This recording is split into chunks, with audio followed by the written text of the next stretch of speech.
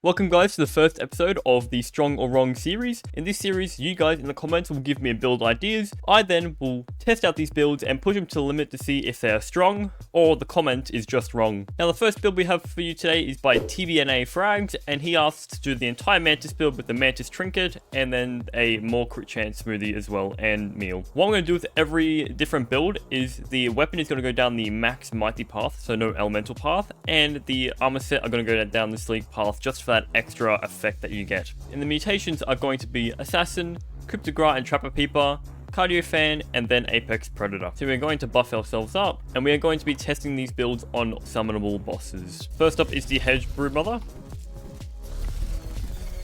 And just like that, she is getting destroyed already. She's already half HP. The damage over time bleed is doing its work, but it can be a lot better, I would say, in my opinion. Screeches do hurt a lot, and they do give us a damage reduced, but the bleed effect does work.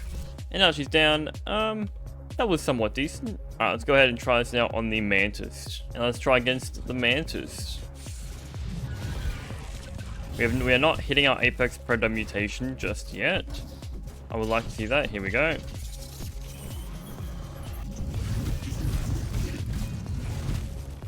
And we stunned him. So our crit stun has finally paid off.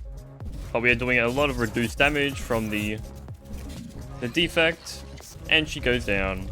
Now I'm going to try it on the infected Bruella to push its build to its maximum potential. Alright. We want to get that second bleed stack and not get hit. Phase 1 was down in about 30 seconds. Phase 2 is roughly about the same of phase 1. It took about maybe 50 seconds this time. So far, I'm a bit on the edge with this build. It is strong, but the armor set might need to be swapped out for something. I don't know what to say about this build. And she goes down. Final thoughts on the build. To be completely honest, I would say change the assassin gear out, not have the entire set, because you are missing out on a lot of different potential damage from poison or such like that. But this build is, I would say this build is strong, but can be improved a lot more. The next build we have today is by LDS Dragon YT, and he asks the Widow build. So I'm just going to go ahead and assume the Widow Dagger, the Whittling Trinket, and the entire Widow set down the sleek path. And then the mutations are Assassin, Cryptograt and Trapper Peeper, Spicy Safety, and Mum Jeans for more poison damage and more spiders. So let's go ahead and try this build out on the Hedge Broodmother. We've got the plead and we got multiple buffs of poison, and our spiderlings coming in adding more poison to her. The Widowlings, she is getting distracted by all of them. That is one thing I don't like about that. Attack can't block it twice. And she went down maybe after about 2 minutes of fighting. Now I know this build is a little bit different because it has a effect that gives you, once you kill an enemy, you get a health regen. Yeah, so after you kill it, you get attack speed and you get a health regen. So we're going to try this on the Mantis. So we're going to summon in a Spiderling, and then we're going to summon in the Mantis. Spiderling is dead. We have our buff. And we are attacking really fast. And we have increased healing.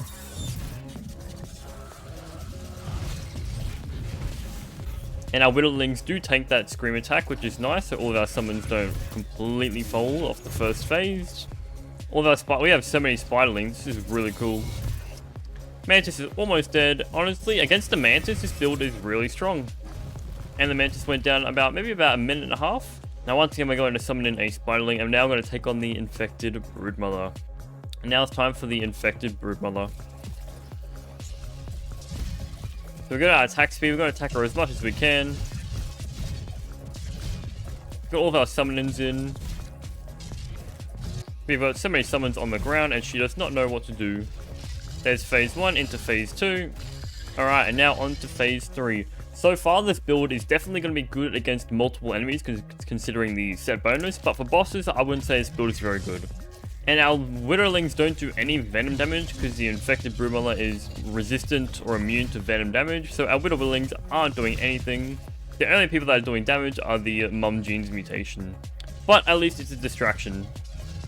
It's going to look like that we're going to lose our entire durability before we even get to kill the infected Broodmother. And there we go. The infected Broodmother is down after about, I think that was a 4.5 minute, 5 minute fight. My final thoughts for the build. This build is really strong when it comes to multiple enemy combat, so like any of the ant hills or the termite hills. When you're versing bosses, you're kind of missing out on the entire set bonus effect where you need to kill enemies to get empowered. So this build is strong only for multiple enemy combats. And the next build we have for you today is Habdermain. I hopefully I didn't butcher your name too much. And he asks for the Parry Master, Koi armor set, Coltana, and it's probably going to go wrong. So what I did is Spicy Coltana, the entire Koi set down Sleek Path, as well as the Compliance Badge for that parry heal. And for this build, we're going to go Blade Master, Parry Master, Coup de Grace, and Trapper Peeper, as well as Spicy Safety. So let's go ahead and buff ourselves up and try it on the Hedge Broodmother. I'm assuming this will do a lot of damage. We have not hit a perfect block yet. Our build is currently not being used. And she is down after about a minute of fighting, but we did perfect block a lot in that fight, so the build has not been really used just yet. We're now going to try this build on the Mantis, and we'll see how strong it is. Let's see if the perfect parry timer is actually a larger window. We are hitting perfect block even after we should be, and there goes the Mantis. So far, this build seems promising. We're not going to try it on the infected Broodmother this time because she is resistant to spicy damage. Final thoughts on the build. If you know how to perfect block, you're pretty much going to be unkillable unless you like take a hit that has more than your normal HP. Because every time you perfect block, you're going to heal. And the level 6 Spicy Coltana increases your damage and your perfect blocking window, and so does the Koi armor set, and you get reduced damage as well from the Koi set. So I would say this build is quite strong. Next up, we have a build by Marcel, and he says to do the level 9 Clover Armor and a Pebblet Spear. The Clover Armor down the Sleek Path gives us Trickle Regen, and the set bonus gives us Trickle Regen as well. So maybe this might be somewhat decent, but I do not have very high hopes. Let's try it on the Hedge Broodmother, and we're going to see how much damage we can deal to her. We are doing minimal damage as expected, to be completely honest. I'm not surprised at all. But we are doing somewhat decent damage. But once we get our damage debuff, we're going to be doing 0 damage. For about a minute of fighting, I'm just going to say I'm going to call it. And I'm not going to test any further because I don't want to sit here for 25 minutes just in pain. So this build is just wrong. I would not recommend doing this at all, ever. Next up, we have a build by Jake Plays, and he asks for the Black Ox Hammer, Roly Poly Armor, and a Fire Ant Shield, and the rest is my choice. So I'm going to go what he says. I'm going to do the Black Ox Hammer, the Fire Ant Shield, and the Roly Poly down the Sleek Path. And then the mutations are going to be Smasher, Cardio Fan, and we're going to try and attempt to do a Summoner build using Mum Jeans and the Mysterious Stranger. And let's go ahead and try this on the Hedge Broodmother. Link charge attacks are the way to go, although we are losing a lot of damage considering we do have a shield in our hands. There we go, we've got our summoners in, and we have stunned the Hedge Broodmother. We have still done minimal damage to her though.